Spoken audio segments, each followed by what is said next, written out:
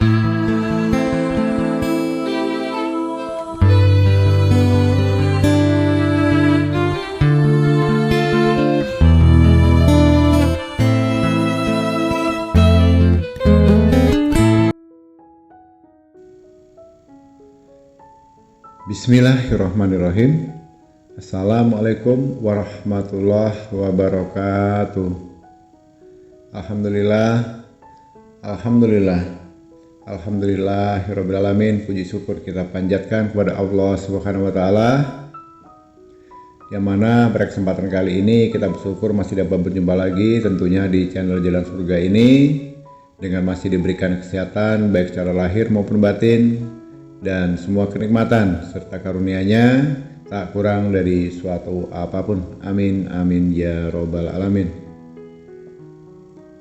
Tak lupa juga terlebih dahulu seperti biasanya Gusti mengajak marilah kepada saudaraku semuanya untuk kita sama-sama menyampaikan sholawat dan salam tentunya hanya kepada junjungan kita baginda Rasulullah Nabi Muhammad SAW, yang mana berkat beliaulah kita semuanya, khususnya umat muslim dimanapun saja berada, untuk saat ini kita telah dikeluarkan dari alam kegelapan dan telah menuju alam nur atau alam cahaya seperti yang kita rasakan saat ini.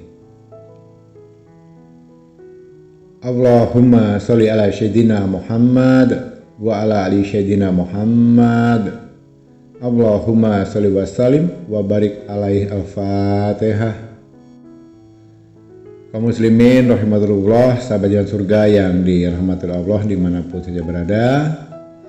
Alhamdulillah, tema kita pada kesempatan kali ini yang kita bahas adalah tentang sebuah nama, yaitu Siti Hawa, yang mana sama-sama kita ketahui bahwa nenek moyang atau asal dari masyarakat kita itu terjadinya dulu adalah dari Nabi Adam dan ibunda Siti Hawa, ya.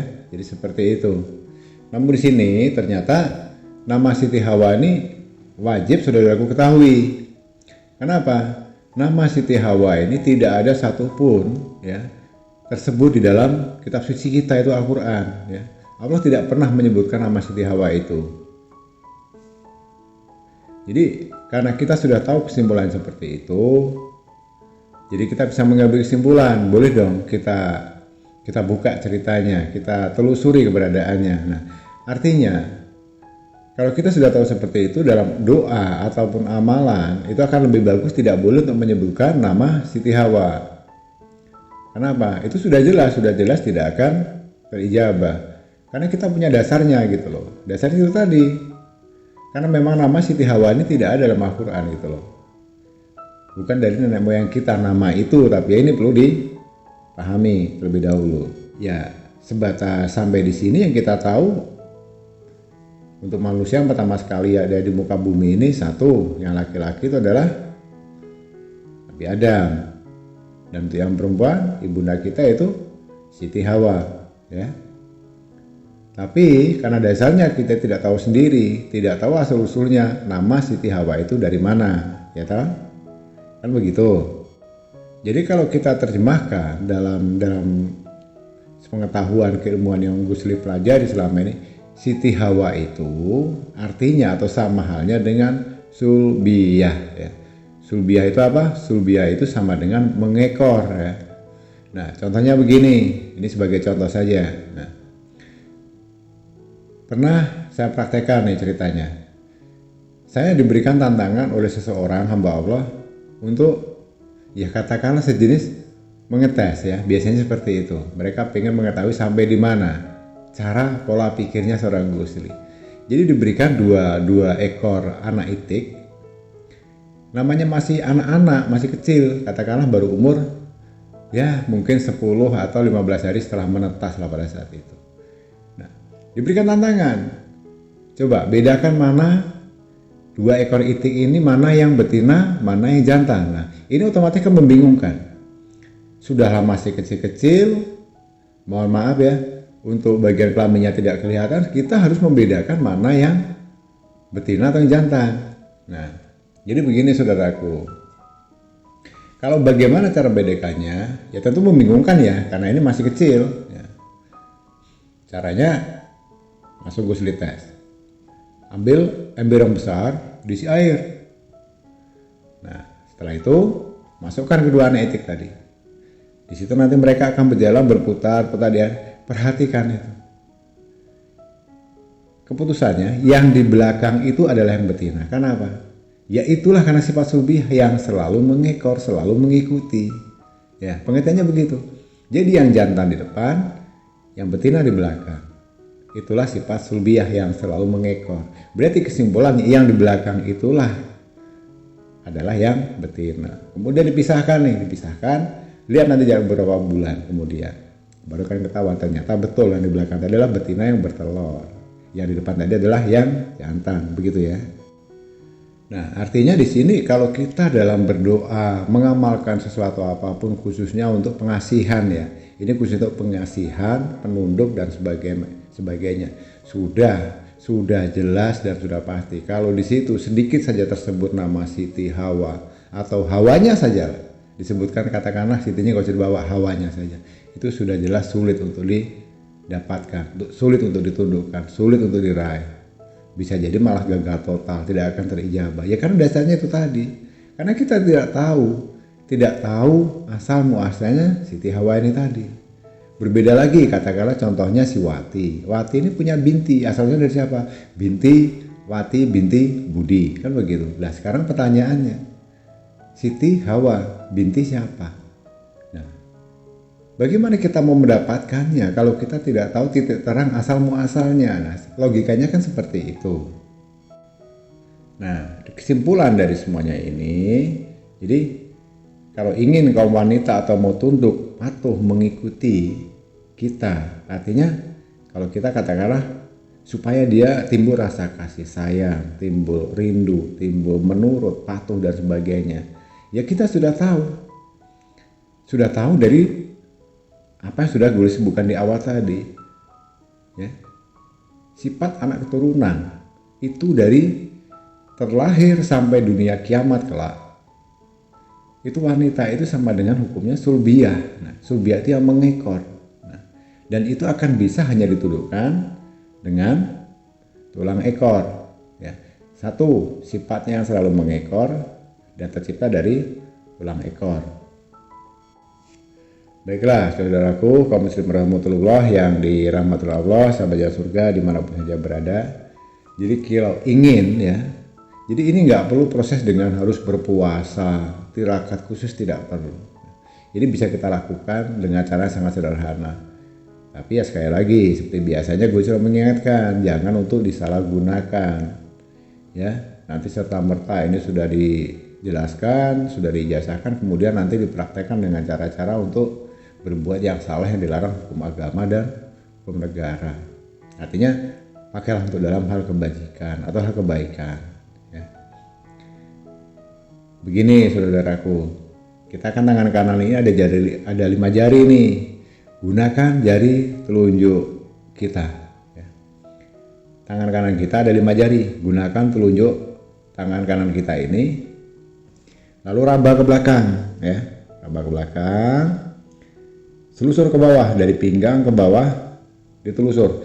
Nanti ketemu di situ dan itu pasti semua manusia memiliki. Tulang paling bawah sekali bagian belakang, bagian ujung itu namanya tulang ekor. Ujungnya tulang ekor. Kira-kira beberapa senti dari anus itu ya, kurang lebih seperti itu. Jangan sampai ke bawah pula ya. Diingat itu. Jangan ke bawah kebablasan nanti malah kemana-mana. Cukup berhenti di tulang ekor bagian belakang paling ujung. Kalau itu sudah ketemu saudaraku, tekan sekuat-kuatnya dengan jari telunjuk tadi. Tekan tulang ekornya itu.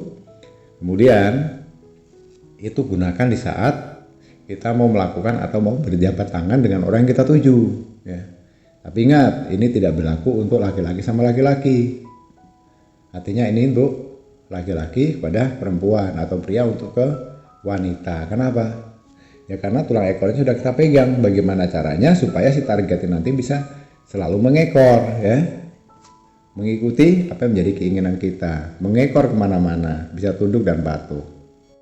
Kemudian setelah mau bersalaman, jangan langsung untuk salaman dulu. Sebelum tanganmu tadi sudah menyentuh kepada bagian tulang ekor belakang tadi, ditekan dengan jari telunjuk. Sebelum bersalaman, ucapkan dalam hatimu, Tanyakan dalam hatimu, tidak perlu bersuara, cukup dalam hati saja.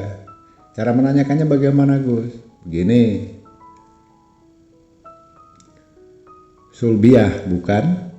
Nah, setelah itu baru tanda tangan. Baru berjabat tangan, ya.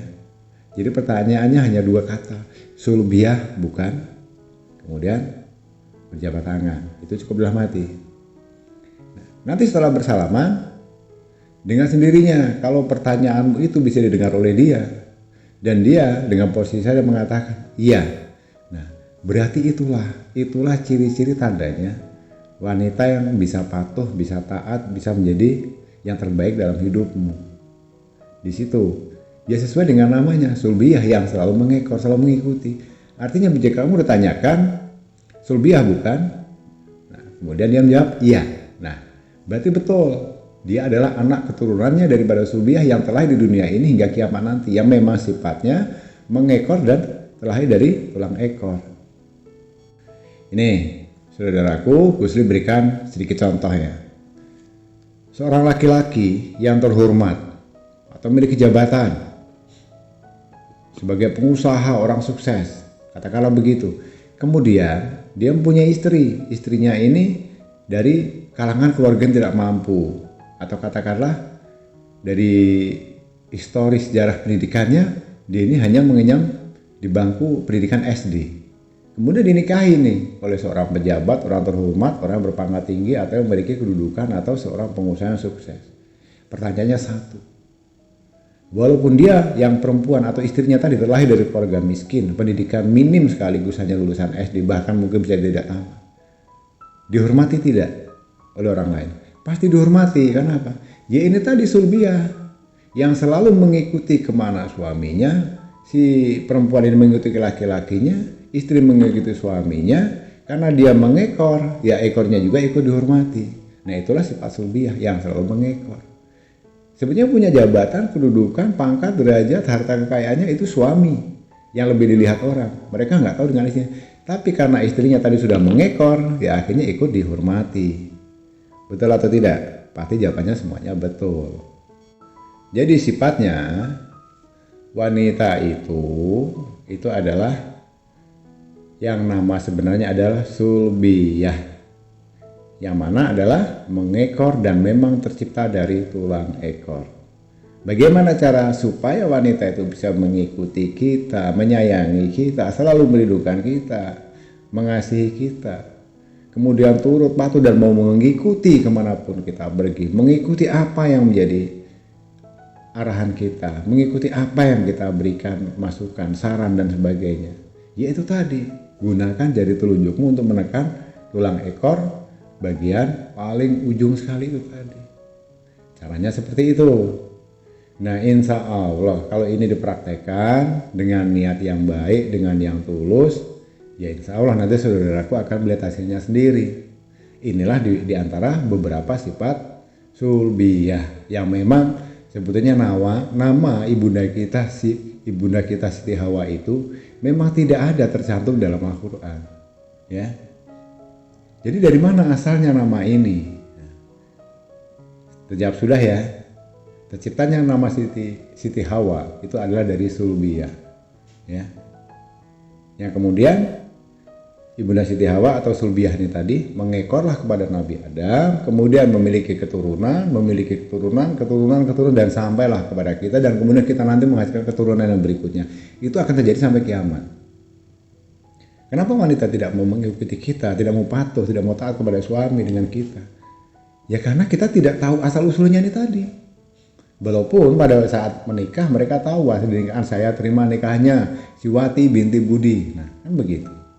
Tapi sifat untuk sulbiyahnya tidak sudah diterapkan. Coba deh mulai sekarang setelah ini praktekkan ya. Saya rasa untuk kesempatan kali ini cukup sampai di sini dulu ya saudara-saudaraku. Semoga ini bermanfaat. Kalau dirasa video ini bisa berguna, bermanfaat, silahkan dibagikan ke temannya, saudaranya, sahabatnya. Bisa melalui sosial media apapun, Facebook, WhatsApp, Instagram, dan sebagainya. Dengan begitu nanti banyak diketahui oleh khalayak umum dan mereka bisa memanfaatkan atau bisa mempraktikkan kabar baik ini. Jadi nggak perlu lagi zaman sekarang saudaraku digigit kedukun, kembah ini, mbah itu. Sarannya kembang ini, kembang itu, mandi 7 hari 7 malam, 7 kembang 7 rupa. Nah, rupamu nanti malah jadi 7 rupa pula. Hindari ya seperti itu, malah terjadi syirik dan musyrik. Kenapa? Karena kita sebagai muslim ya, sedikit motivasi dari Gusli. Kita terlahir, tercipta sebagai hamba Allah dan sebagai seorang muslim. Banyak kandungan dalam kitab suci kita, Al-Quran itu bisa kita manfaatkan untuk hal kebaikan. Gak perlu kita bersekutu dengan setan, gak perlu kita bersekutu dengan dukun. Serahkan semuanya kepada Allah ya. Hanya 2 hal yang perlu kita lakukan, usaha dan doa. Nah itu di nomor 1. Tapi insya Allah dengan praktek seperti apa yang sedikit Gusli sampaikan tadi, insya Allah nanti bisa bermanfaat untuk saudara-saudaraku semuanya. Dan kepada saudaraku, bagi yang kebetulan mampir di channel Jalan Surga ini, baru menemukan video ini, tolong Gusli mohon dengan kerendahan hati, mohon keikhlasannya untuk membantu membangun, membesarkan channel Jalan Surga ini dengan cara menekan tombol subscribe, memberikan like dan komentar yang positif. Bagikan video ini sebanyak-banyaknya. Supaya apa? Supaya bisa bermanfaat untuk saudara-saudara kita yang lainnya saat ini belum sempat menonton video ini ya. Kurang lebih mohon dimaafkan jika ada salah dalam kata, ucap, khilaf dalam ucapan. Dan terima kasih sudah menyimak video dan audio ini hingga selesai. Besar harapan Gusli semoga bisa bermanfaat. Sekali lagi terima kasih. Di akhir kata, wabillahi taufiq wal hidayah. Wassalamualaikum warahmatullahi wabarakatuh.